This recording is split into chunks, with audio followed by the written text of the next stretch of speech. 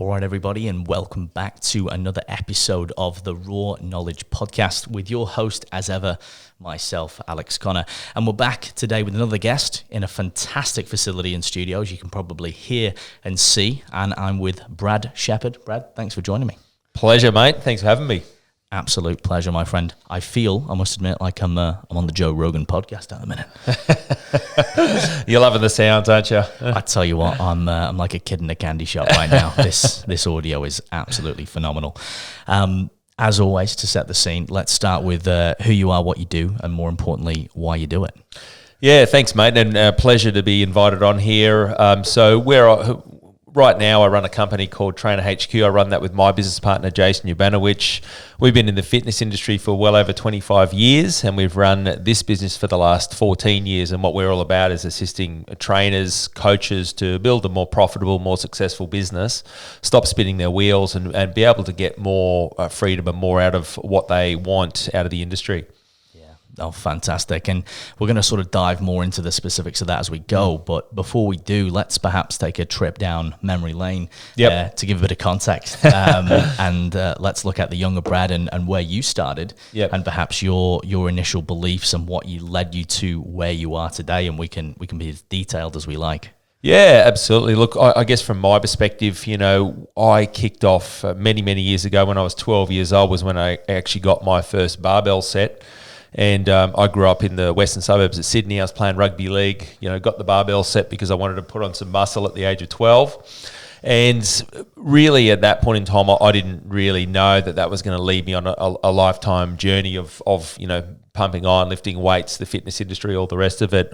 I turned 47 this year. So definitely been a long journey now through that start by the age of 15 when I was in grade 10 at high school. I was competing in my first bodybuilding competition. So, whilst the other kids were out there, riding skateboards in the afternoon, eating meat pies for lunch, I was eating tuna and rice every day and hit the gym every afternoon. So what that built in me was a love affair with the fitness industry, with training, with exercising. And, I remember from a young age, my teenage years, designing exercise programs, diets, all the rest of it for friends and family members. And it just seemed like a bit of a natural progression for me to start to move into the fitness industry. So by the age of 17, I started placing at national bodybuilding championships. And then at the age of 21, I was fortunate enough to win the then junior Mr. Australia bodybuilding championship. And so at the age of 21, 1995, as the newly crowned junior national bodybuilding champion, the obvious thing seemed to me back then was to go and commence my business as a personal trainer. So that was pretty much sort of like the introduction to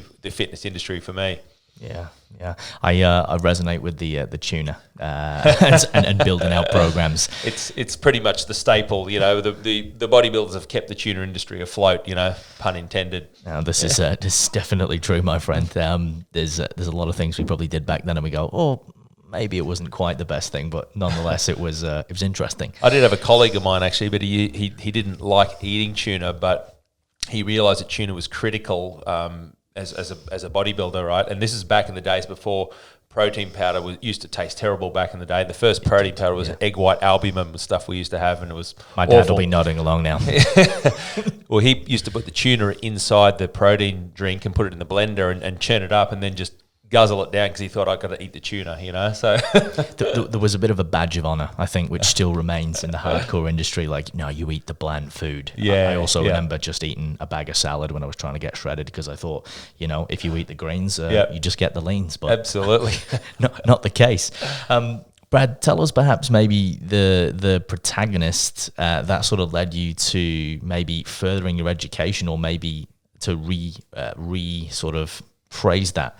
One of the main roadblocks that you first hit when you started in the industry that you were like, you know what, maybe this is not what I thought. And maybe there's more to this, and then how that sort of led you on to furthering your knowledge. 100%. So, as the newly crowned, junior champion, got the ripped muscles, all the rest of it, I thought I'm going to kill it in this business, of course. And back then, 1995, personal training in Australia was still, in some ways you might say, in its infancy, was in its early days, and it was somewhat seen as a bit of an elitist thing. That's what people do in Hollywood and all the rest of it. And when I kicked off, I really struggled. So at the beginning, I had no strategy. I had no idea about business. I had no idea on how to attain clients. I didn't understand marketing or lead generation. And when I was fortunate enough, and I guess lucky enough to get someone in front of me, I had no process on how to start somebody, sign them up. I was discounting. I'd do whatever it took to sign somebody up. So, although I was really pumped about, being able to help and assist people, I just had no business knowledge and no business acumen. And so when I look back, really, I spent around about the first 5 years in the industry. And I refer to it back in those days as very much a roller coaster journey because, like I said, I struggled in the beginning to get clients and slowly but surely I got my first client and that led on to my second person and they probably referred my third person. And obviously I was doing a good job because these people kept coming back. And over that 5 or so years, what I noticed is there'll be some times on that roller coaster journey where things were going pretty good. I'd have a bunch of clients on board and then for no particular reason, I'd have 1, 2 or 3 people finish up. And that would present for me a very stressful situation because that meant an immediate drop in income and revenue. More importantly, a battering on my own sort of, personal view on what I'm doing. Hey, am I in the right space? Can I actually make a go of this? Am I any good? All those questions would start popping up. And so those first 5 years, I'd say, were very challenging because although I knew that I was doing something that I loved, what happened is the amount of income or revenue that I was bringing in just didn't match up to that. And I questioned many times over that stage. And I was in my early 20s then. Is this for me? Can I actually make a go of it? In this industry that I love so much, and from the age of 12, I'd fallen in love with every single aspect of it, so very challenging. Yeah, no, there's a lot of things I think are going to resonate with a lot of the listeners there, especially even myself. You question yourself, you have these ebbs and flows where you're going great, you think I've got this, I'm all over it, and then all of a sudden it just takes a few clients or a couple of adversities to make you question, yes. Have you got the minerals, for a lack of better words? Yeah. And I think it is normal, and I think it's good for people to listen to that from someone who is now a lot more established with a lot more knowledge, because it is part and parcel of the journey and the course. Something that I'd like to dive into and dissect more is you did a talk the other day at EMF, right? Which is where we met, and you went over a few of these sort of key points, if you will, and things that we'll go into today in much more detail. And one of the things you said, you mentioned a book, Resources, right? Mm-hmm. And 7 Highly Effective Habits of the Most Successful People. I butchered the name, you know what I'm talking about.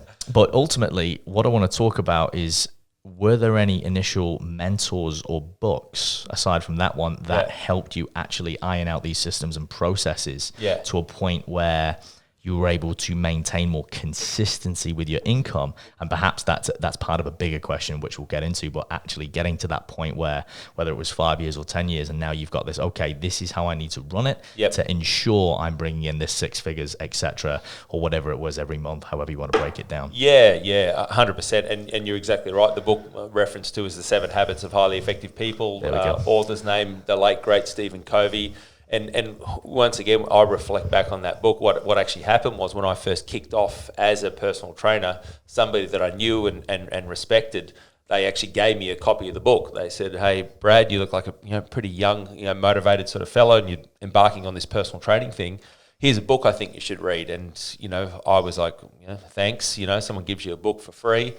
And, with all good intentions, I thought, I'm going to hook into that book. I'm going to read it. And, of course, I took it home and put it straight on the bookshelf. And interestingly enough, I would have walked past that book dozens, hundreds of times, maybe thousands of times. And with all good intentions, would say to myself on the occasion, I'm going to get to that book shortly, Now, interestingly enough, after that 5-year roller coaster journey of embarking on the industry, I was fortunate enough to meet my first coach, my first business coach, mentor, someone who could start to show me there's a different way to do this in this industry. And I was unpacking a lot of my struggles and frustrations and so forth. And based on a few of the things that I'd spoken about in that initial meeting, this person said to me, "Look, I've got this great book. I think you might benefit from reading. And of course, you know which one it was. It was The 7 Habits of Highly Effective People. I said, I've got that book. He said, have you read it? I said, no. He said, well, there's your first bit of homework. And so, you know, for me, like something like that, I really hold that dear to my heart as a metaphor for all the things I didn't know, didn't do, didn't action back then. I've still got the book today. It's got post-it notes and highlighter and dog ears and all the rest of it. So that part, so in terms of resources, you know, all that book doesn't hold the secret for everybody, for everything in life. I look at it and I really cherish, you know, moments like that. And then the next part you mentioned about actually having somebody, and the first business coach I found, well, that person kind of found me, had this little flyer attached up to the local swimming pool. Personal trainers, do you want more clients? ? And I'm like, okay, what's all this about? I had no idea. Had a name and a phone number, you know. And I was like, okay, well, called him up, and this person starts screening and interviewing me, and I'm going, okay, where's this conversation going? Long story short, this person was a business coach. And so we sat down, and like I indicated, this person very quickly saw a lot of the things that I just, you know, I didn't understand, didn't know, wasn't doing. And although back then, after 5 years in the industry, I'd considered myself quite a good technical personal trainer. I could turn up, I could get people in shape. You know, people kept coming back. All those things. So I was doing a good job. And even at the 5-year mark, what had also happened was that I'd got myself quite busy. So I'd been through this roller coaster journey, but then I got to the point of, you know, keeping a good, consistent book of clientele. However, I was starting to get on that verge of, you know, burnout. So I was working, you know, back then from 5 a.m. till 9 p.m. every day, and we didn't have 24-hour gyms back in the day, but if we did, I'm sure I would have been booking clients at 3 a.m., 10 p.m., all the rest of it. But I'd be the first person in the gym and the last person to leave, and, you know, doing that whole day. And I wore it as a bit of a badge of honor, you know. And I used to say I'd train anyone, anywhere, anytime. Early mornings, you know, late nights, weekends, you name it. I was too afraid to put up my prices. I was too afraid to do things like say no to people in fear that I might upset them. I had no strategy for increasing my fees or my rates. So fortunately, meeting people like that, and then people who could show me, hey mate, number one, you're in business. That's the most important thing. And a feature of what you do is actually turn up and physically train people and do that exchange of time for money. So, you know, those sort of moments, when I think back to them, I really cherish that. Yeah, and I think there is something to be said in the early days about, you know, putting the hours in. You've got to do things which perhaps you may not do, you know, later on, after speaking to a lot of people who are successful in any realm of business, whether that's, you know, a bookstore, whether it's being an author, a creator. You know, sometimes it's a bit unorthodox in the first, you know, early days. You know, you work in long hours. Yep. People often ask me, oh, you don't do this hour of the morning anymore. I said, well, you know, I have the luxury to say no to that because it just doesn't work for me. But in the early days, you do what you've got to do because, you know, you've got to get your name out there. You've got to build your credibility. You've got to get your experience. I know you're particularly passionate about how to help people avoiding burnout. Before we digress down that avenue, yep, I'd like to talk more about some of the systems and processes that you implemented in the early days, specifically to lead into, you know, working more of the hours you wanted. But for example, now to reference a 20-hour work week, yeah, you know, putting your prices up and all of that, rather than, and this is probably part of, you know, avoiding burnout, rather than, you know, a lot of PTs are like, oh, you know, I'm at the whim of my clients. I've got to train them at this time. I can only charge this much. Yep. What were some of those key, I guess, systems and processes that you implemented that were game changers, for lack of better words? Yeah, 100%. So for me, when I'd hit that spot, and I'd consider myself to be, you know, quite fully booked out doing 40, back in the day I used to do 1 hour sessions, and that was pretty common. Got myself up to doing 40 1 hour sessions per week, and, you know, although that was good, there was revenue coming in, and I'd hit that spot of feeling, I guess, comfortable or secure. What I knew was that there was no future in doing that, in terms of, you know, burnout was on the horizon. And what were you charging when you first started? Oh, when I first started personal training, I was $30 for a 1 hour session. Yeah, and five years down the track, I wasn't charging much more than that. So, and was that standard in Australia? Because you did mention that the other day. Back then, yeah, about $30 for 1 hour back in 1995 was around about the going rate, for want of a better terminology. Yeah. And so, once again, I had no strategy for putting a price against my time. What did I do? I asked around a couple of the people that I knew that were personal training. What did they say? It was $30 for an hour. And I thought, oh, well, you beauty. That's what you must get paid in this industry. You know? You beauty. Love it.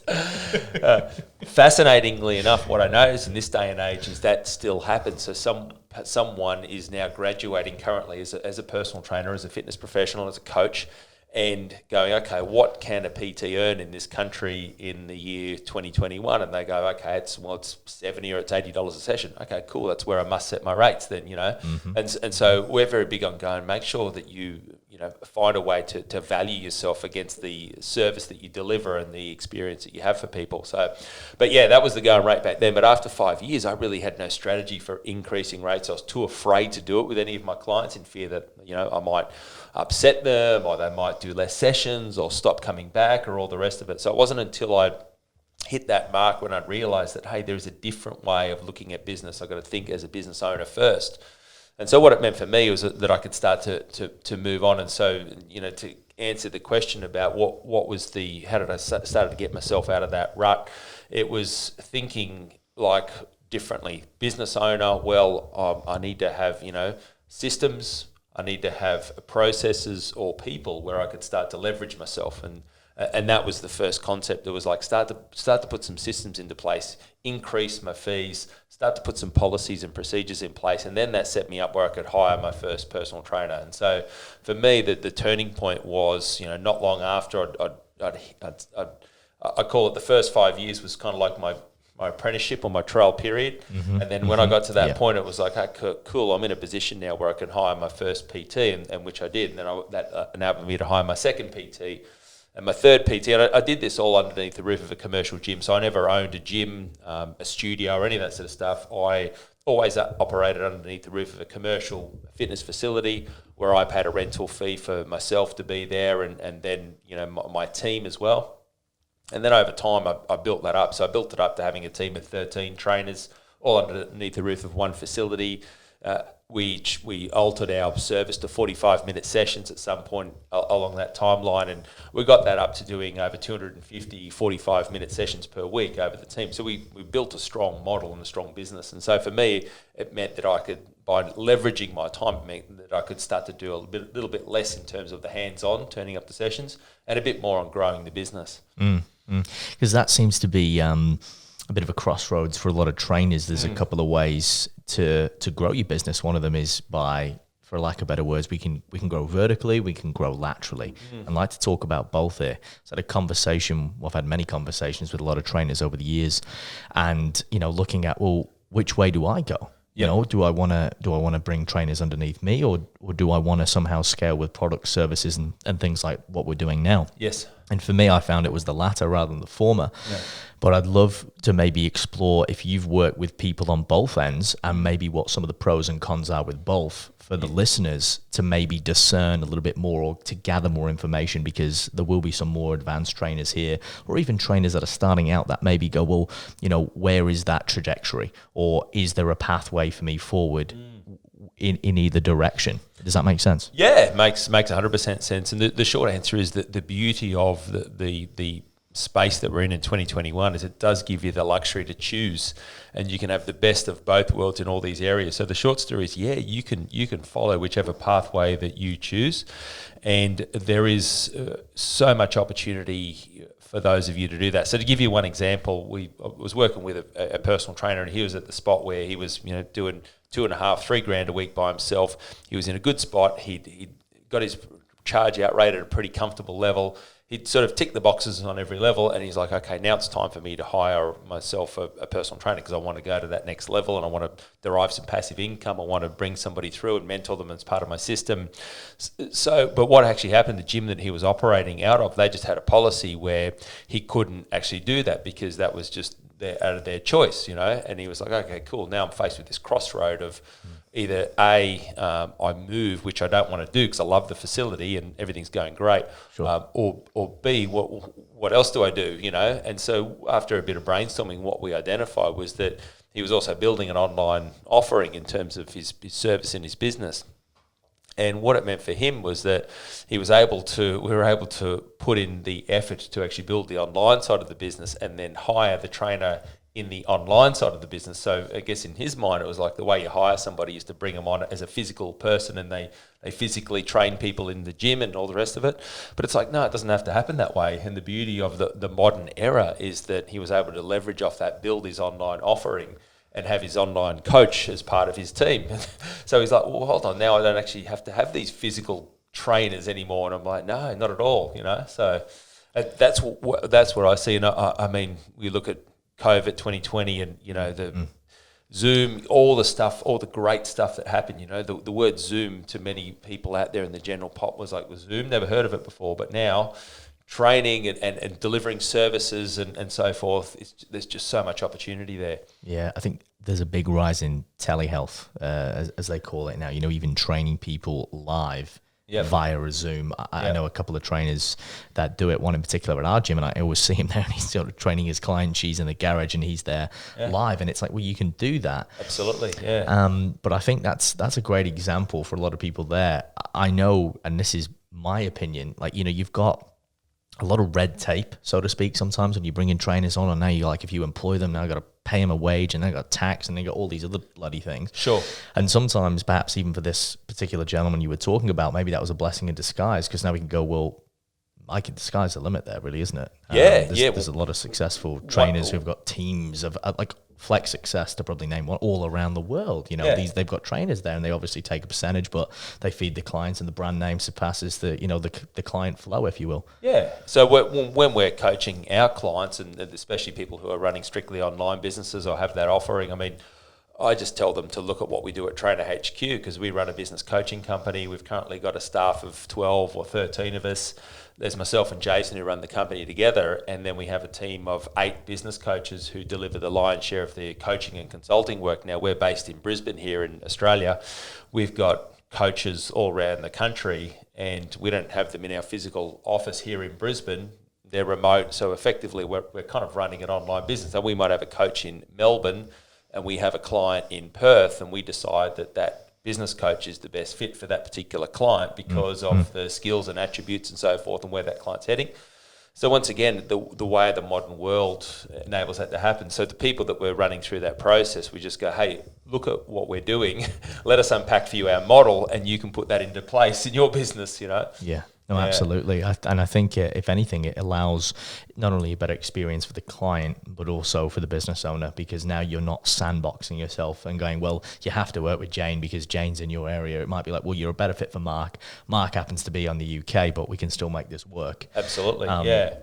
And then on the flip side, for physical face-to-face people that are building teams, I mean, the other part to it is what we're very big on is breaking it down step by step in terms of, numbers, stats, figures, and so forth. So any of that stuff, we do have some people that view it as a challenge to go, okay, if I've got to hire somebody, I've got all this stuff to consider. But ultimately, when you've got all that systems, that stuff set up, it should really run quite comfortably. And for most PTs who are operating underneath the roof of a commercial facility around Australia and in many instances around the world, when you have a trainer on and you have that person working for you, doing at minimum 5 sessions a day, 5 days a week, which is at minimum 25 sessions a week. And if they're 45-minute sessions, that's only 17.5 hours of work, which is not a heavy workload, as me and you both know.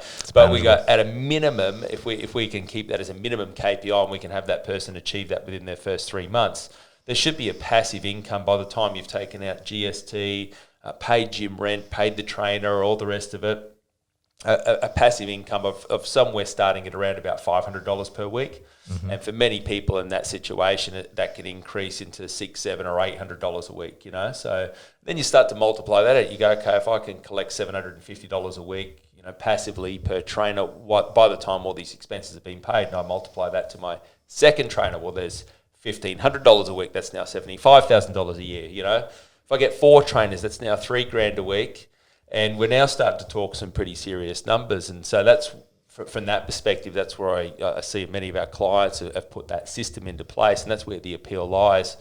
And if one objection we often hear to that is to go, well, hold on, why are these people going to come and work for you when they can go and do it themselves? And the thing I've seen from 25 years in the industry, I know for a fact that there are many coaches, fitness professionals, trainers out there who don't want to run their own business, who don't want to pay a gym rent, who don't want to have what they would view as the expense, the liability, the responsibility of all this stuff. They don't want to acquire their own clients. What they are is they're great trainers, and they want to turn up and they want to be part of something much bigger than themselves, be part of a team, be able to contribute and give back. And so that's what we encourage people to do, is you don't hunt for the next person with Alex's entrepreneurial spirit, because you're not going to want to come and work for me. You're going to be doing it on your own, right? Yeah. What I'm looking for the person who wants to be part of a team, wants to learn and grow.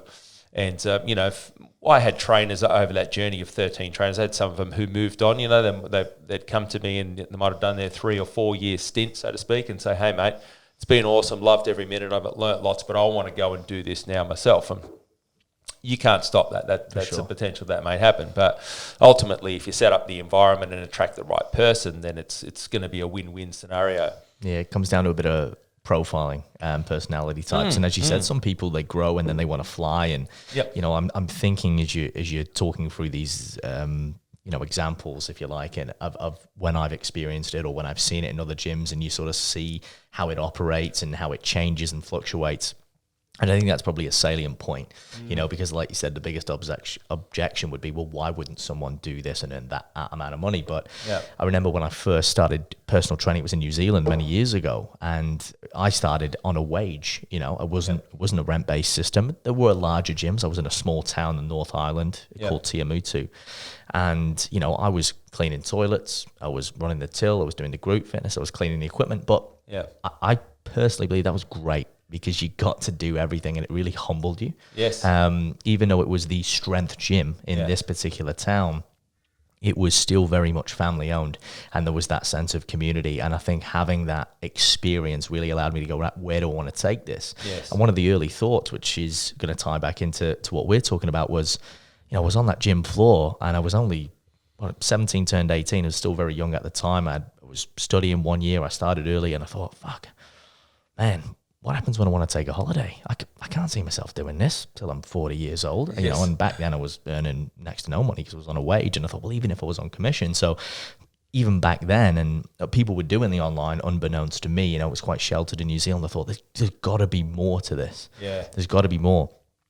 Can you talk us through what you were charging at the peak or the height of your one-on-one coaching? And do you still do any now? Or are you now just mainly hands-on with helping other people in the mentoring and the day-to-day runnings of Trainer HQ? Yeah, absolutely. So, my career in the fitness industry as a personal trainer as such went for approximately 20 years. So I did hang up the Lycra, however many years ago, 5 or so years ago.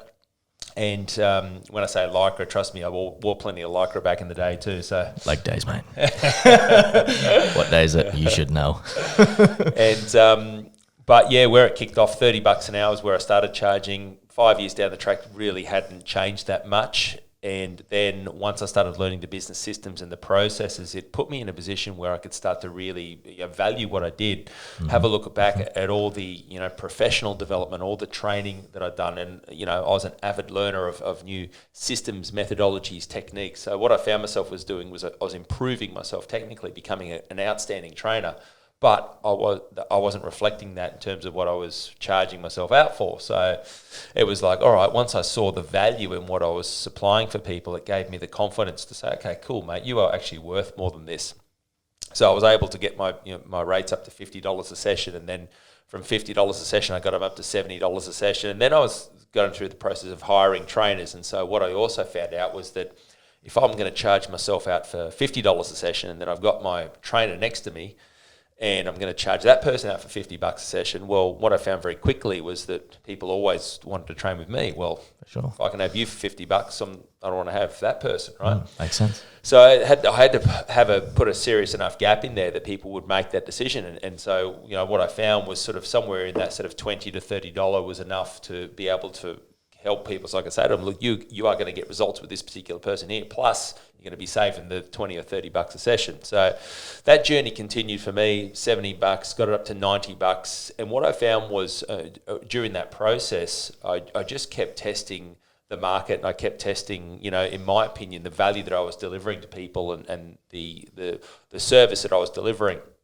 got up to $110 a session. And what I found was part of the strategy was to reduce my physical hands-on hours, so move from doing 40 one-hour sessions per week, get it down to 35 one-hour sessions per week, get that down to 30, because when I was on the gym floor training clients, what I was struggling doing was finding more trainers, finding more clients, building more business systems, educating my team, all the stuff which was now important as a business owner. So it was like, all right, well, up to $110 a session. What I still found was that it wasn't providing much in the way of resistance for people starting up. And this is back in around about 2002. So where are we now? We're almost, this is good to give context. Yeah, so about 20 years ago almost. Yeah. And at $110 a session, people kept booking in, and I'm thinking that's just to underscore. That's a lot back then. I mean, because I charge that now. I mean, you know what I mean. And back then, that would have been like fuck. But this is kind of going to digress into where I'm going with this, like limiting beliefs. Yeah. And then so from there, it was like, well, I'm thinking, what do I need to charge here to sort of train less people and have less attracted to me? And trust me, I love training my clients. And I was extremely passionate about it. There's not one part of me that was, thinking I need an exit here. But I'm going, well, what I need to do is reduce these hands-on hours. So what I decided was that I was going to double my rates. Because this is the dilemma, isn't it? Because a lot of people, you feel bad, and I still do, because I'm about to do another price increase. But you have to do it. It's part of business, So I think this shapes also your clientele. Yeah. I find the people who truly value, they don't bat an eyelid. They're like, and you get more of that, sort of avatar. And maybe we'll dive into that a little bit later. But continue. 100%. So I decided now the plan is to double the rate. So go from $110 a session up to 220. And sure enough, before I knew it, I had my first $220 paying client. Now, for all the $110 people, I took them up to a midway point. They went up to a $150, and I had a strategy for that to say, well, because you've been such a value client, I'm not going to ask you to pay the $220, but you are going to increase. So, how did that conversation go? Because I know this is a question I've gotten to be like a lot of people now going, well, what do you say? How do you preface that? Maybe paint as a picture. Yeah, so I guess in the position I was in, and at that point in time, I'd built it to a team of around about 5 or 6 PTs. So the good news was that I did have a fallback plan for those people. And I had some of them who came on the journey with me. Yeah, options. And who were like, the price is irrelevant. I see the value, I want to train with you. I had others who were like, mate, I love training with you. It is awesome. But there is no way in fucking hell I'm paying $150 or $200 to train with you. So I love the honesty, man. Because some people are going to turn around and say that. Correct, and I got that. But the beauty was that we had an amazing team where I could then offer them to train with somebody else, and they could still get the results that they were after, and so forth. And so that's one part to it. Now, what I found on that journey was that I continued on and things were going well. I've got $200 paying clients. Things were moving along particularly well. I went to a fitness conference down in Melbourne, and this was in about 2003. And I remember it's quite a Filex. It's a Filex. Yep. That's right. Yeah, and there was about 100 odd people in the room, and I took my team of trainers down there. We were up sort of the back sort of 3/4 of the room, and I remember the person had asked, what does everyone charge anyway? It's $50, and a whole bunch of people put up their hands, and $60, and hands kept going up and down. Then he got to about 80, and it sort of pitted out. It's 1 or 2 people. Oh, nice work, and anyone over 80, anyone 100, and I think a hand might have got up somewhere, and all right, that's great. Anyone else over and above that? And I was like, yep. And all right, what are we? 120, are we? 140, How much is it, mate? 220, and it was like the whole room just went, and fascinatingly enough, for the rest of that weekend, people were pulling me up. How the fuck does people pay you $220? I think they're thinking something magic. You know what I mean? Yeah. Hang on, what's he doing after these sessions? He's offering a bit more, this fella. Hot towels, fireworks. Happy endings, Jesus. Yeah. Had to pay a lot more for the happy ending anyway. No, for sure. That was $500. $20 is $20. But anyway, things were moving along particularly well at that point in time, and we'd grown a good team of trainers. I'm charging $200 a session, but then what I also found was that my goal was to do around about 10 sessions per week now. So reduce those 40 odd sessions right down to 10, because at 10 hands-on hours, I can still generate around about $2,000 into the business per week. Plus, that affords me the time to work on all the other stuff, which was finding more clients, doing the marketing, the lead gen, hiring more trainers, training up the trainers. So that's where I had to make the shift from just Brad the trainer to Brad the business owner, and that's my now responsibility. Anyway, the turning point for me to move from $220 to $440 for a single session was, I looked around, and for several weeks, and I was tracking all the stats and figures, and I'm up around 18 or 17, 18, $220 sessions a week, Yeah. And all that was good for revenue. It wasn't good for time management and so forth. And I'm like, all right, the time has come, and it's like time to go to 440. And I had So you didn't make small jumps. You weren't fucking around. That's You right, were going, yeah. I'm doubling this. Yeah, absolutely. I thought, well, that's the philosophy, and I realised that some will, some won't. And my response to that is, it's not up for me to decide what someone will or won't pay for my service. I go, I know I'm great at what I do, and I know I'll deliver a great service, and I also know that there will be someone out there who will pay that fee. I had a coach at the time, someone that I was working with, and I'd mentioned this to that person. I said, I've made the decision. I'm going to go to 440, and he laughed. Right? He goes, who the hell's going to pay you $400 for a PT session? Me and him joke about this because he's going, fuck, I wasn't a very good coach, was I? And I said, I'm not sure, but somebody will, Yeah. and there'll be someone out there. Within about a week, sure enough, I had my first $400 paying client. Is this in Sydney? No, this is in Brisbane. This is in Brisbane. I was in now, Brisbane, right. yeah. And that person, the words that came out of that person's mouth was, because when I presented it, even though I'd had a lot of experience in building up my rates and charging $200 and all the rest of it, I was still fucking nervous presenting $400 to somebody. And once again, the other part to it is that I realised that that's not for everybody, right? So I'm not walking in there going, hey, you're going to be my perfect $400 paying client, but I realised there'll be someone out there who would. Anyway, he said to me, mate, words verbatim, I believe in life you get what you pay for. And I want to train with you, so let's do it, And I remember at the time, and with all my training, trying to separate myself from the emotional connection, I was acting all cool, I think I can fit you in, But inside I was going, fucking yes, Yeah, you get back in the PT office, yes! What happened? Oh, PB, mate. Yeah, PB, personal best.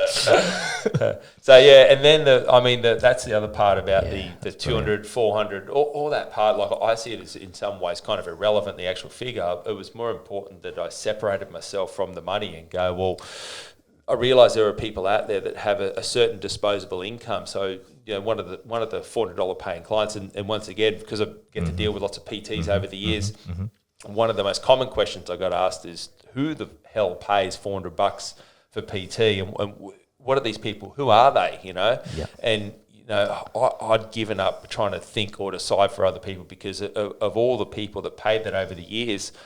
There was not one common pattern. Obviously, one part is a disposable income, so that part was critical. But in terms of the personality type or whatever, so I remember this one particular client that trained with me and signed up at that $400 rate. He'd been referred to me by my physiotherapist colleague, and he'd been going to see Michael because he had chronic back pain. This guy was 53 years old. And although he was 53, he was out of shape. He was overweight. I mean, he looked like he was 73. He was not looking good. And the referral came across and he said, look, can you just get this guy moving? Because if you don't, he's going to be in a lot of discomfort and he could die an early death. He's not looking well. So anyway, I met with this guy, 53 years old. He had not exercised as an adult. So that all stopped up once he had left school. So 30-odd years. Yep. He was overweight, chronic back pain. That's why he was going to the physio. Anyway, I just had to get this guy moving. Now, I'm picturing this guy just probably needs to start, walking around the block with plastic-coated dumbbells. That would be a good start, right? So I'm not sitting there thinking this is going to be my perfect $400 paying client. Anyways, we go through the process, and at that point in time, we had a structure on how I presented fees. It went 440. My next trainer down was 175, and then it went 135, 110. 99, 88 and 77. So there was a big range of rates depending upon which trainer you were with and so forth. So once I'd been through the whole process and I saw that this guy really wanted help. Once we flip over and he saw the rates, he goes, I'm going to train with you. And he goes, because you're obviously the best. And he goes, at the next person down, mate, there's a chance I'm not going to turn up. And he goes, at $400, buddy, I'm definitely coming. Well, this is you like you said, you're going to turn up, aren't you? You're going to apply yourself. That's right. Well, he booked in 3 times per week. So Jesus Christ. $400 a session, 3 sessions a week. Do the maths, $1,200 a week. Now for him, that 3 hours of work. It was, That's you know, phenomenal. for him it was you know, he had a very high disposable income, and you know that was a small portion of it. But probably the thing I took away was, number one, he was in enough pain, discomfort, and where he needed to act. Number two is he was someone who wanted the best when he did stuff. And the next one down is that a couple of $100 a week, there's a chance I might turn up, 165, 175 thereabouts.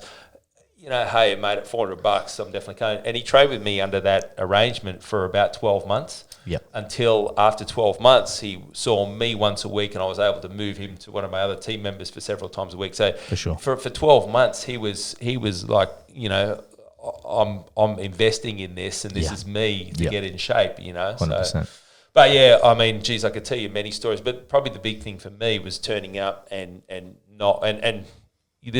I didn't set out to be, you know, the highest paid PT. You know, if you asked me when I kicked off, mate, one day you'll charge $400 a session, I would have said you're crazy. You know, would not have believed it, had not seen any evidence of it, all the rest of it. But once I started to get in and see that there are people out there that value it highly, then it just gave me the evidence to say, well, hey, you make the decision, you know, and it can't be at the mercy of the success of my business. I'm not there, fingers crossed, geez, I hope I can sign up a $400 person. They'll never come, but you know, so I was like, build a business, and what I found was that gave me the security to be able to open myself up to the right people. Yeah, I think that's a key thing there, and as you said, it's not necessarily. I'm resonating with. There isn't a particular pattern apart from the disposable income. I remember when I put my prices up to 110, which was big for me, and I thought, oh fuck, you know, and I had a couple of people drop off, and I offer, you know, an online option and a couple of other ongoing options where they just get programming, etc. You know, you're always refining. And then straight away I had 3 new clients 3 times a week at 110. Yes. So I was like you, I was like, yeah, well, I'll see if I've got the room. But that again, that keeps happening. It keeps happening. Yeah. And a pattern I've noticed is, and this can be, you know, the mindset of a trainer who earns X amount of dollars an hour and not having the limiting beliefs where, you know, you get to a point where, and I can understand a lot of trainers are out there, you run yourself ragged and you go, right, time, money, you know, what are you going to do? You need to do something. So, you know, some clients will go, oh, you're trying to get rid of me with the price. Like, no, I'm not. I've got to keep to the session time because I want to keep providing these high quality sessions. I've also got to respect and value my time and my clients, because aside from this, there's all of this other stuff that goes into, whether it's programming, whether it's marketing, podcasting, whatever you're doing. Correct. And you will find that, you know, 1 or 2 or 3, whatever it is, drop off, and sure enough, you get one that's better. Yep. And it's more idealized, and I have found, to second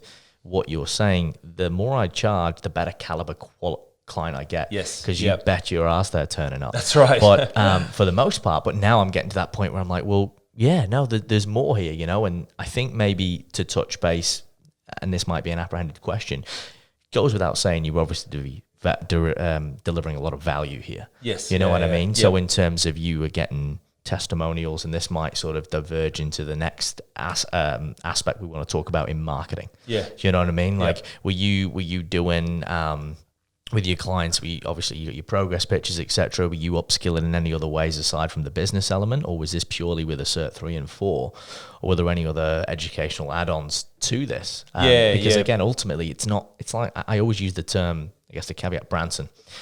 He's not a PhD, right? Yeah.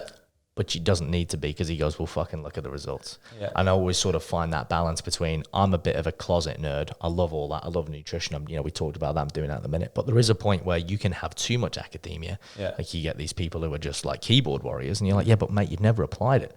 And then you've got our, the lovely girl who's bouncing around like a butterfly all the time. She's got the best intention, but she fucking can't get a result to save her life. Yeah. And we all know these archetypes of people. And I think it's striking this balance between, obviously you need the business, but you need to be a great communicator. You need to be confident, but you do need to understand a certain level of, the thermodynamics, the science behind physiology. 100%. To actually get people stronger, leaner, losing weight, bigger, whatever it is they want to achieve. Yeah. Perhaps you can touch base on some of that went into, the package of, hey, well, I'm a $400 trainer, or this is my price. Yeah, absolutely. And I guess that once again, I look at that whole let's call it a triangle of success in many ways. It's like there's the technical side of training, there's the business side of running a fitness business, and then there's the, let's call it the personal development or the emotional intelligence component. And what I've seen is in the industry, the best performers have that beautiful blend of that. I understand that I've got to be a great technician.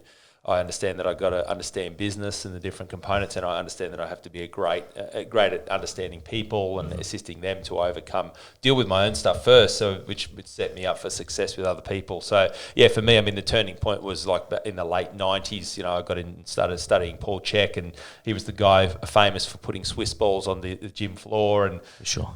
So I remember, you know, transitioning off bench presses, and you know, it was just all dumbbell presses off Swiss balls, and started the Poliquin stuff. And, you know, I remember that era in my gym in New Zealand. I said, why have you got him on a Swiss ball, mate? Poliquin. Like, right, okay. Yeah, so for me, like, I just became a sponge for all of it. And, you know, it was always, you know, how can I find these little 1%ers which can make a difference? Yeah, absolutely. But then on the business side of it, you're 100% correct. It was like, how do we now showcase our best stuff? And what I found was your best clients become your walking, talking evangelists. Yes. So we were mostly attracting people who are on a body transformation progression. So that's what our main type of clientele was after. And what we found was that, you know, just by being able to attract the right people, get them the results, then it started to grow that way. But yeah, I would say 100%. And back to charge rates, you know, from my perspective, I don't care what someone charges. That's completely their decision. But the thing I would say to people coming in the industry is obviously, you don't just jump in and go, okay, beauty, I'm going to start charging 100, 150 a session, right? It's like, well, you got to earn your stripes, get some experience and get somewhere. So I have absolutely no dramas with someone charging a lower fee when they kick themselves off to get themselves some clients and get their results and all the rest of it. Yeah. But once again, what I see way too often is someone who started charging $50 in the industry, and 3 or 4 years later, they're still charging $50 because they haven't learnt some of these processes, haven't got themselves more technically skilled and all the rest of it, you know. So, and I guess in some way you potentially argue someone hasn't invested in themselves. Maybe you're not justified to charge more, and so. But once again, I've also seen many people who are well technically skilled, and just not attracting the type of clientele and not attracting the type of fee that they're probably worth, and doesn't stack up to that. And in many ways, they become the best kept secret. Yeah, it is. It's multifaceted. And I think when we talk about value, I used to talk a lot about this with one of my good friends and business partners in another venture. And we talked about, you know, imagine earning $1,000 an hour. And back then, you know, it can seem very inconceivable. And this comes back down to the, you know, the mental model and mindset. Yep. But ultimately, it's perceived value. You know, it's we'll use examples that are relatable. People will spend $10,000 on a watch, $100,000 on a watch. People will spend $1 million on a car. Now, goes without saying you need the cash, or you should have the cash for that. But yes, you know, you've got people who go, even if I had that money, I would never spend that. And it's like, well, yeah, but you would spend it on something. Yes. It would be something. And again, why? It's you perceive that value. Yep. I heard the maddest fact the other day. Now, I don't know whether this is 100% true, so I'm just going to put that out there. But it was Louis Vuitton or Chanel, when they have extras, they burn it. They don't ever put it on sale or give it away. Like they literally burn. So say they're doing like they've got a limited edition of something. Yeah. Because if it's not paid for, they don't want it on people. Wow. Now that's extreme, but it kind of illustrates that there are markets out there. And I think sometimes we can be quite sheltered. I mean, you know, we're here talking in Brisbane, Australia. It's probably a place where health and fitness is prevalent. Yeah. You know, we've got some of the best coaches in the world. We've got a lot of the worst. There's a weird transition here because the barrier to entry is low. Yeah. But we forget there's you know, I'm a passion for motor racing. I grew up in that realm. You know, you look at what these Formula One drivers, their coaches are charging. You know, maybe you look at LA, you look at London, it's all part of an ecosystem. And sometimes we forget that, you know, it is possible. Yeah. And sometimes we can take some of those lessons and bring them, you know, into our own backyard. And if you can create that value, you can generate this income. I want to talk more about marketing. Now, it's obviously evolved from when you started. Now we're very much online. You know, there's a lot going on there. Yep. What are the biggest mistakes you see trainers make in this day and age in marketing? Yep. And some of the, I guess, the most simplest key takeaways to market yourself, aside from what we've already talked about, which I'd argue is still the best, which is, you know, word of mouth. You know, hey, this is John. This is where he started. This is where he is. he's telling people, like you said, you're evangelist, you know, go and train with Alex, go train with Brad. Yeah. We've got Facebook, we've got Instagram. It can seem overwhelming. There's so much out there. So, you know, how would you simplify that for the listeners to give them some jumping off points? Absolutely. A couple of parts to it. And I guess once again, if I reflect back to my own personal story, when I first kicked off, you know, I at the time saved up all this money that I didn't have, and they had the local newspaper, probably still gets distributed in wherever you live. And in the local newspaper, I prepaid for like 8 weeks of advertising, a quarter of a page ad. Keep in mind, 1995, we're pre, you know, internet, all that sort of stuff. So anyway, I designed the ad, right? And as the newly crowned, you know, bodybuilding champion, of course, because I designed the ad, 80% of the ad was occupied by a photo of myself. And the headline said words to the effect of, you know, come train with the champ, you know, with a phone number there. Now, sat around waiting for the phone to ring after 8 weeks, and of course, nobody called. And what do you think I concluded about advertising on that day?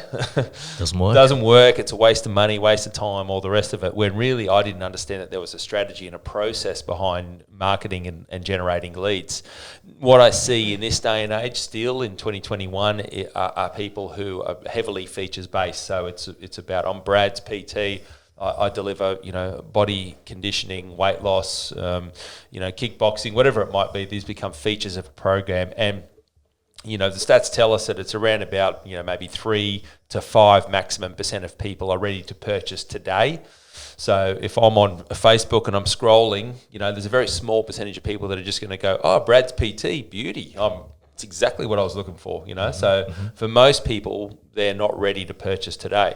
So we have to keep that part in mind. So if we want to speak to the other 97% of people, it's all about how do we start to commence some type of relationship with that person. And so, you know, from our perspective, we're very big on building databases, being able to build a community so that you can find a way to be able to introduce yourself to somebody to take that, so they can take that first step with you. So if you are in any type of business, it doesn't even have to be in the fitness industry. It's all about going, how do I piece together some sort of content, and we refer to it as content-based marketing. How do I find a way where I can deliver some information to somebody that may be interested, okay? And if I see something about fat loss, because that's something that I'm potentially interested in, well, now you've got my interest and I've potentially clicked on that. Now, right now, you're not asking me to purchase anything. Our recommendation is to go, we want to give something away, something you would see of high value. So the end user, the person who's going to digest your stuff, can actually commence a relationship with it, you know, so they have a read of it. Okay, this stuff makes sense. I'm liking what Alex is talking about. I'm liking what somebody else is talking about. Like an ebook or something, or a video. An ebook, yeah. And from there, there's typically some sort of exchange of you know, name, potentially email, potentially phone number, depending upon the intricacy of this strategy. But the idea there is to go, allow us to now start to commence and nurture this relationship. So from that perspective, you know, anyone in any industry, you've got skills, you've got secrets, you've got things that could benefit somebody who is of interest to that. So if I step outside the fitness industry for a moment, you know, one of my very good friends is piecing together a new business, and his strategy is about attracting car enthusiasts, people who love taking old cars, rebuilding them, restoring them, and so forth. And so he's got a business model on the back end of it. But what we brainstormed was him putting together the strategy and to go, here's the top things you need to look for before you go and purchase your second-hand car, you know. So if I'm in the market and I think, I might get into this thing, well, now I've got the Bible, I've got the report, which tells me exactly the questions I need to ask and the things I need to look for. And so that's a great example of it. So from that perspective, what it enables you to do is start to build a database, knowing that 3% of people are ready to purchase today. And hey, someone might see you and just go, hey, that stuff I read was awesome. You know, what's the next step? Yeah. But for others, they might be consuming, they might be listening, watching your video, they might be reading your report, they're on your email list, and they start digesting your stuff. And now what happens is you start to get seen as, in their mind, the expert, someone who could potentially be the obvious best choice if and when they need help and assistance. And so really effectively, that's what we break it down to, and to go, how can you start to think about securing tomorrow's business today by having an effective lead gen strategy. And so probably the biggest trap people fall into is trying to sign somebody up today. Meet you, hey, Alex, mate, you know, would you like to get started? You're like, well, it's no. no foreplay, mate. It's no foreplay. That's right. So, yeah, and really that's in a nutshell. We can go into huge amounts of depths on the strategy behind that, but ultimately we just see too many people jumping steps way too quickly, and that can come from desperation. You know, if you're in a position where you go, today I need cash flow, well, it may impact your decision, you know. So this is true. It's a salient point. This is obviously something you do very well at Trainer HQ. I've noticed, you know, with your courses, with your content, you know, there's videos coming through, like there's the ebooks coming through, you know, there's podcasts, etc. There's, again, you're giving value, and I don't know whether this rings true to your knowledge, but there is a rule of, they say, you know, 7 times before someone buys, you know, whether that is or not. I think, you know, there's obviously a rule against the law, but generally, depending on the product, you know, you're going to be, and I think possibly the higher the value, the more you need to sort of deliver, if you will, where you become the authority, you build trust, you build rapport, and then people start to listen, believe, and then obviously buy for you, or whatever that process is. Yeah. I don't know if you want to speak to that a little bit, whether that has been, I guess, accurate with your experience here at Trainer HQ before people actually, you know, if you look at the trends and analytics, is it, okay, that's actually, or it's 3 or it's 4 or whatever it might be? Yeah, 2 parts to it. First things first, after 14 years of running this business coaching company and up to 200 clients every year joining our higher level business coaching programs, one thing that we've said right from day one is to say, look, no matter where someone sits on the timeline of, you know, prospective client or ultimately, you know, one of our walking, talking evangelists who's been on the program for 6 or 7 years, which we've got people in that position, we want to produce content in such a way that if someone just consumes something for free, walks away, reads the book or whatever, and goes, that made a difference, then we've ticked the box on that. We're like, yep, mission accomplished, because, you know, ultimately, no matter whether they become a client or not, we want them to be able to get their hands on what we would consider best practice strategy on how to build a successful fitness business. So if that's all someone did, then that's absolutely fantastic. But we also know that from there, people go, I've read the book. All right, cool. What else is out there? What else have these guys got? So they tune into our podcast and they subscribe to our email list and all the rest of it. So, and you're exactly right. When we have new clients coming through into our business coaching program, what we often hear is, hey, I've been listening to your podcast, I've been watching your guys' videos, I've read the book, I've tick the box, tick. And so from our perspective, we haven't got to sit there and try to explain what we do. They've already been listened. They're well in tune with it, you know. So the more of that from our perspective, the better. And when we're coaching other businesses, we say that's the strategy, you know. So you want to make sure that you get your content out there in such a way that people can digest it. You did discuss different platforms, and that's the other part, because that part can be, you know, for any small business owner, incredibly confusing. The trap, in my opinion, and I can only speak of where we try and educate our clients, is that the trap to fall into is feeling like you've got to be everything to everyone on every single platform. I'm glad you've addressed this. We're going to go down this avenue. Because the way I view it for many business owners is that could be exhausting, it could be time consuming, and unless it ultimately you can do it for a period of time and you can see a definite result, then I'd go, well, hold on. What we need to do is maybe start with the one, you know, potentially 2 platforms, and we go back to, first of all, target clients. Where are my target clients hanging out, i.e. where is the space where I'm going to best connect with them based on their demographic, based on who they are, and then I'm going to sink some serious energy into that platform. What it means for me is that I can typically be able to repurpose that content without too much effort.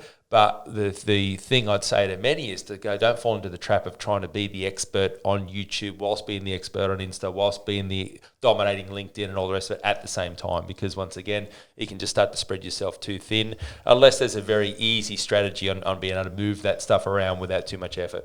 Yeah, there's a lot of great things you said there, and I think to unpack a few of them, which aligns with some of the best advice I got, is that, you know, you shouldn't feel that you have to do everything, because it is overwhelming, but also certain mediums are just not going to be bespoke to your personality or your skill sets. When I did a podcast in the early days with a gentleman called Danny Lennon, you know, I asked him, what advice would you give to people wanting to start a podcast? And he said, I wouldn't, because it's not for everyone. And he goes, and advise against something that you're forcing yourself into. Obviously, it's always going to be a challenge. You've got to hone skills, but like you said, it's better to go, right, pick one or two things that are perhaps more aligned. If if you're good in front of the camera, maybe it's YouTube. If you're good on the mic, it's podcasting. Yep. But then I think the second part to that is, like you said, you can rehash it. Like with this now, we can do Instagram with this. We've got podcasts, we've got YouTube. We can do an actual physical post about it. We can share it.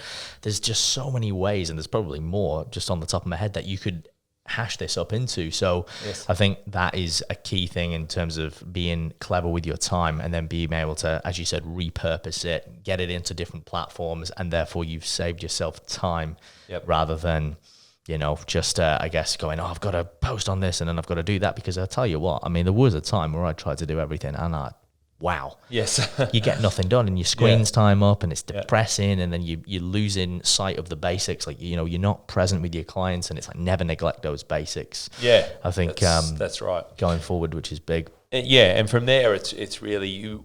Ultimately, if you're doing it for the purpose of business, you need to track and measure it, So that's the other part to it. It's to go, well, I need to assess exactly how much time, effort, and energy I'm putting into this stuff. And ultimately, are there any type of, am I trying to build what's my end goal in here? Am I just trying to build another follower so I could potentially then have that person sign into something? Or where does this thing look? And over the course of 3 months, you can look back on it and go, I put X, Y, or Z time in, and what did it produce for me in terms of, say, new business? And you might find that, hey, yeah, that was a really good use of time, effort, and energy. But on the flip side, you might say, well, I spent a whole lot of time but didn't get any result of it. And so then we'd start to question, well, what's the process? Is the messaging matching up and all the rest of it? And I guess that's where it just gets more and more intricate, and like how a lot of those little key nuances, if you will, can really change the trajectory and even the effort versus the reward. Yeah. Trust me, over 25 years in business, 14 years of running this business coaching company. Trust me, we're very quick to sack stuff, pause it. We're going. We've spent lots of money in different platforms, and we'll run a campaign. It'll be going fantastic, and then the next campaign we run will go terrible. And we've done everything from securing $3 leads through to securing $150 leads. And we can laugh at it, but at the time you're going, this campaign, $150 a lead, to secure a name, an email, and a phone number, and then to find out that person is not even the right person anyway. And but ultimately, it's like, this is part of being in business, to really understand how do I put together a strategy that's going to serve me long term, but also set it up in such a way so it's agile enough to move with the times and be able to flow with the right type of clientele that are searching for it. Yeah, and you can't buy that experience, which is probably why, having this business set and having people be able to come in and learn from you guys, they don't often see on the surface what they're getting. You know what I mean? I think this is the value of investing in mentors, reading books, courses that are legitimate, because you don't realize those people, those services, those products can save you. It might be an initial investment. People see it as an expense. You got the wrong mindset. It's an investment on what you can do with it. That can fast forward you. I always say to my clients, look, I'm going to tell you, I'm going to teach you the things I wish I would have knew. Yes. The things I wish someone would have sat down and taught to me to the best of my ability.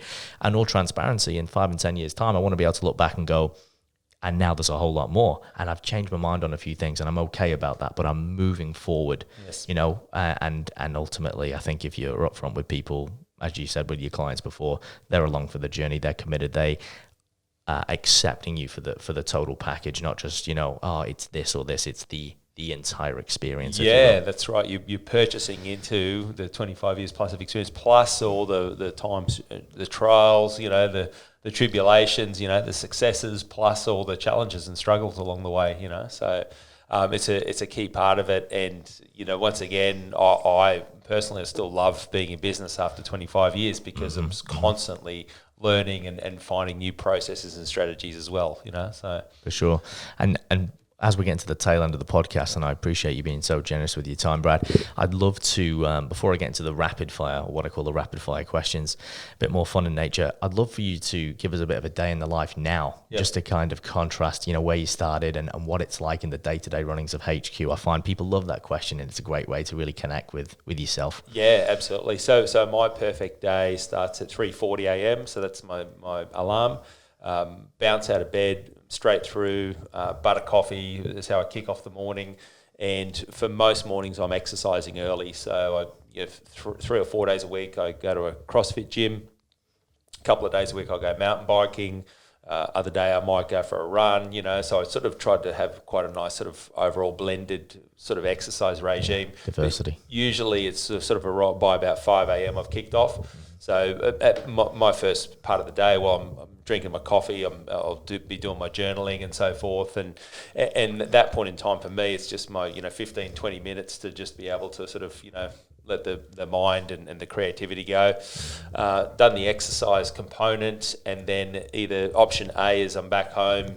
There's myself and my wife, plus we've got 2 kids. Daughter's 12, son's 11, and so be back home, family time, hanging out with them. They're getting ready for school. There's all that kind of home banter, so to speak. And then from there, generally getting into the office, which is 3 kilometres from home. So I live very close to the office. And I often joke about my whole life's in this sort of like 3 kilometre bubble where, gym, home, office, work, everything I do is, I say I get nosebleeds if I got to go 10K away, Sufficient, mate. And so that for me, by about 9 will be a normal clock on time. And then inside the office, depending upon what we've got inside our headquarters now, out of a team of 12 or 13 of us, we've literally got 2 or 3 of us in the head office. So you're in the head office up in Brisbane now, but the way the modern business and the way the modern world is, our whole team is spread all around the country, there's myself and Jace typically in here 4 days a week, and then knock-off time could be sort of anywhere around about sort of, from 3 p.m. onwards, and depending upon what commitments and so forth that we got. So, the way I view it is that, do we work hard? Yeah, the answer is absolutely. But we also work smart. So from my perspective, it's all about going, how do you, achieve the maximum amount you can in the sort of in the minimum amount of time, might be one word for it. But then I have other times when it requires me to do more, and I'm in a position where I can rip in and do that. So back in the afternoon is more family time. Kids are right into sports, gymnastics. We've got a French bulldog that we walk, and so we do all that sort of stuff. Dinner, but for me, the perfect bedtime is sort of around about 9 p.m. because I love that 3:40 get up, and so I can have good quality rest. And I could sleep for Australia, so if we did have a national sleeping team, I'd definitely qualify for that. So I have no dramas doing that. So when it's time to sleep, boom, I'm gone. Time to get up, rip straight into it. So nice. Yeah. It's very it's an action-packed day. Yeah. Get up with motivation, go to bed with satisfaction and all that. It's good. And once again, like I turned 47 this year, just, I've engineered that, it's like, how do I sort of construct the perfect life, in my opinion? Well, it's just you find ways to be able to build that and live it the way you want it to be.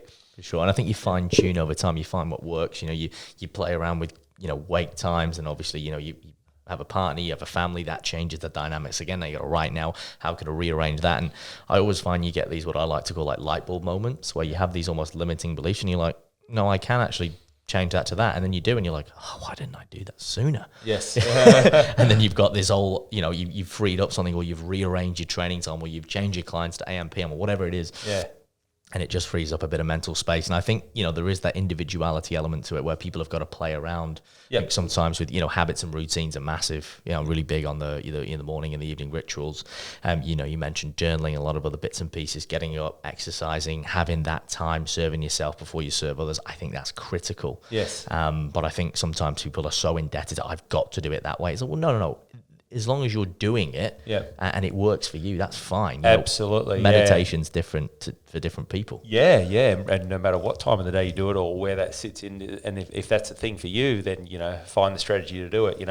There's another day if I'm not exercising, and what I also do enjoy is if I clock on, I've got a home office, and I can generally be clocked on by 4 a.m. and I can get through and do 4 hours of pretty much uninterrupted business work up until about 8 a.m. And it's like, while most people are sleeping, I've been able to rip in and just get a bunch of quality stuff done when my brain's nice and fresh. And so there's another part. And I look back on when I do those days and I go, geez, I really value those as well, because you can just get so much done, Yeah, I do. I resonate massively because I was never quote unquote morning person. I started learning more about sleep and the different archetypes, of it. But nowadays, I'm the sharpest in the morning. You know what I mean? I'm very selfish with that time. Yeah. And I'm very hesitant to give it away to other things, because I know if there's anything that's very mentally heavy to do, that's my time. Yep. And there is something quite peaceful about getting up before the world is sort of cranked into gear, wherever you are, AM, PM, but it's just something, and it's just this serenity, and obviously for you, the kids aren't up, it's just you time. Yes. Even the sun off in the time, so you can just bang, crack in, and you've just got this brilliant trajectory. And then obviously things start to get a little bit sticky and grindy after that, and you just don't get that clear run. I have found. So I definitely resonate with that statement, that's for sure. But try and get me on some serious brain stuff at 7 p.m. at night, and maybe not as sharp, but I'm useless after 12. No, I always say I'm better with the more creative and the sort of social aspect after midday, but before midday, that's where I do my heavy mental lifting. When it's formulas or it's studying or it's reading or it's something that's very critically important. I need an AM for me, but everyone is different, so I encourage the listeners to try it out. Rapid fire questions, they're a bit more fun in nature. Before we get on to the final question I ask all my guests, and the first one is, in your current day-to-day, or with your role here at HQ, what's the most rewarding part of what you do, and what's the most challenging at this point in time? Good questions.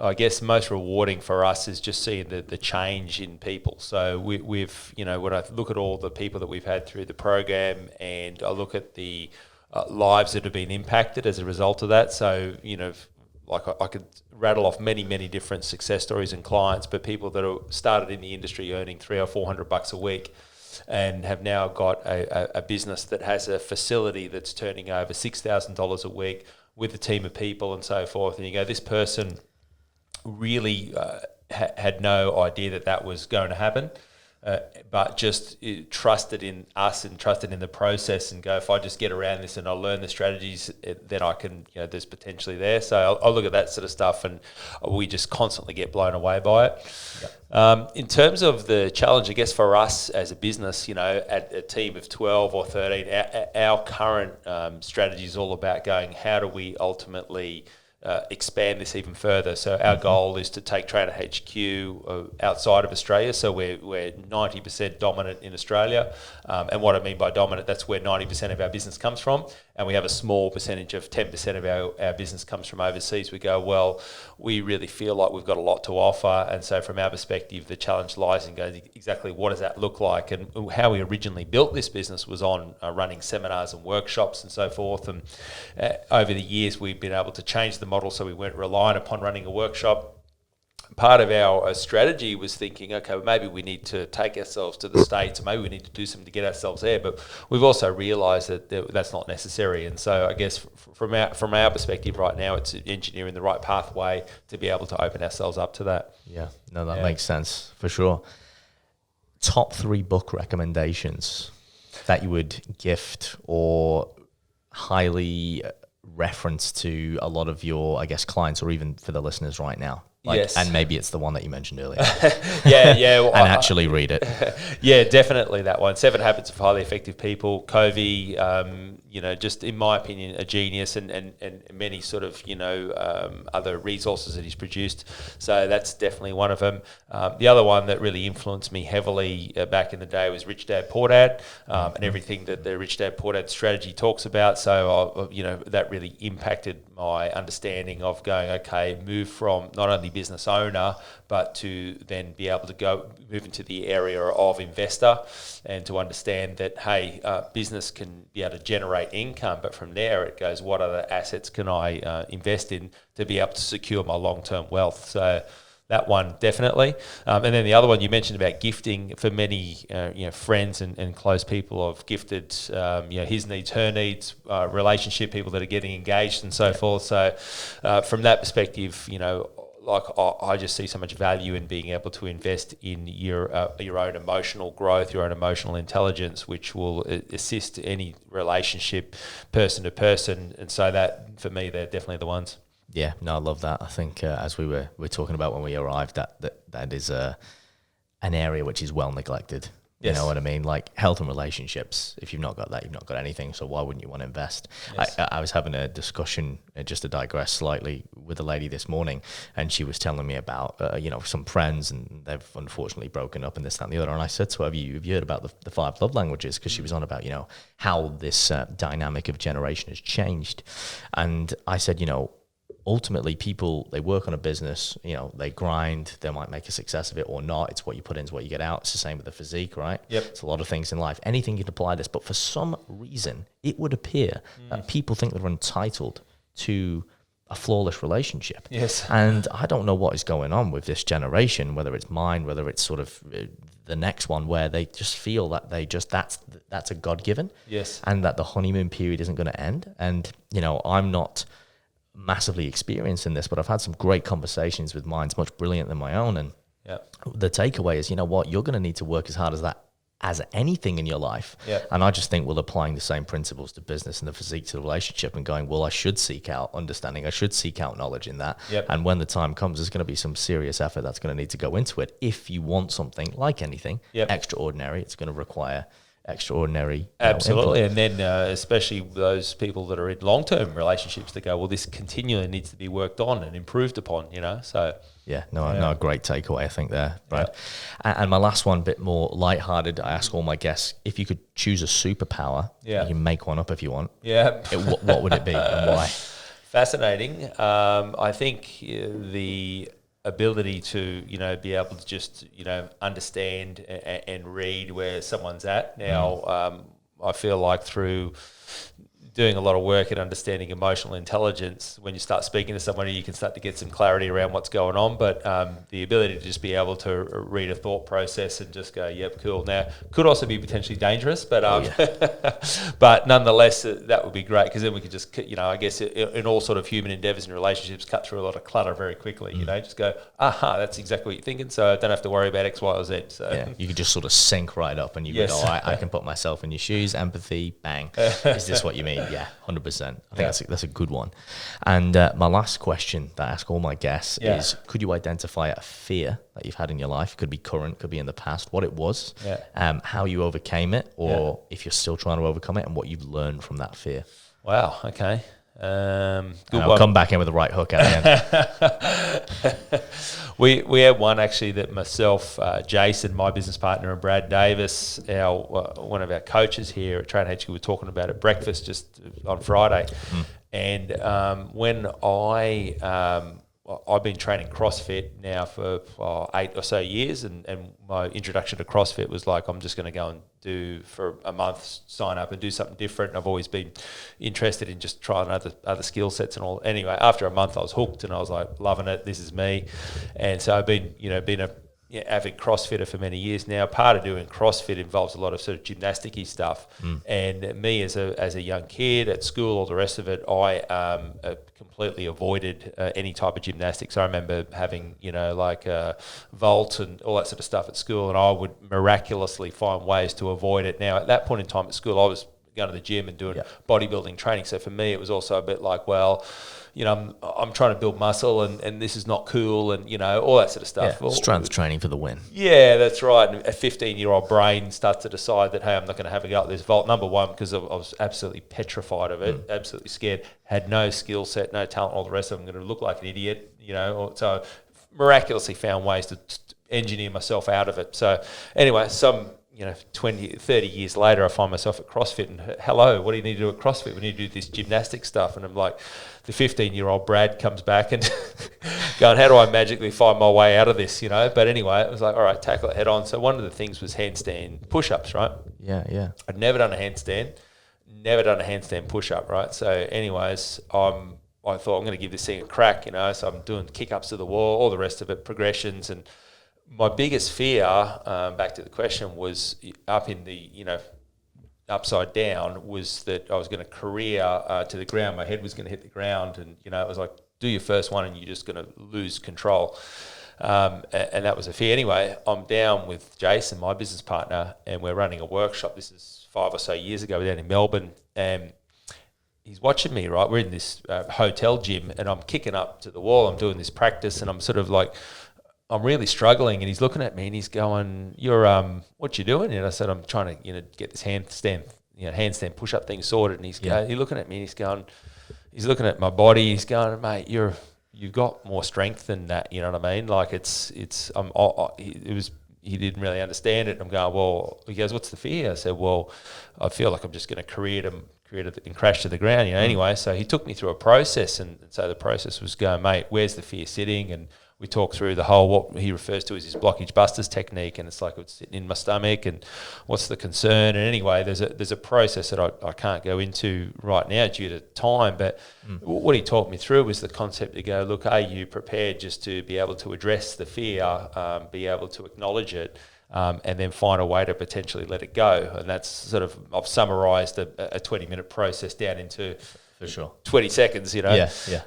Going through that process, I went from not being able to do one to being able to punch out three up and down, And I walked away and I was blown away, and he was like, I thought that was going to happen, But that once again, I go back to being able to address those fears. So for me, that was a big turning point, because I go, even at the age of what I've been then, roughly 40 years old, I still get the privilege of these experiences of learning these new things, new skill sets, and so forth. So yeah, it was pretty profound for me. For sure. I mean, change your mindset, change your world, right? Yes. In many respects, and I think that's it's a very insightful, or should I say, an appropriate way to end what's been an insightful and an inspirational, in my opinion, podcast. And I really appreciate your time. But before we go, for the listeners and the watchers on YouTube, we can see you, who want to learn more about you, about what you do here at Trainer HQ, tell us, where we can find you, the links, all the best resources. You mentioned podcast, books, websites. Yes. And of course, I'll put all that in the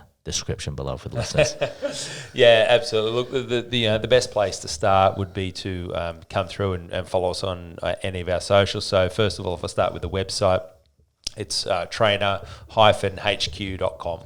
And so from there, that can take you through. But where we're most predominant is we've got a very vibrant Facebook community group. So any people that you have that might be interested in coming, and fitness professionals and people who want to learn about business, that'd be a great place to start. So inside our Trainer HQ Facebook community.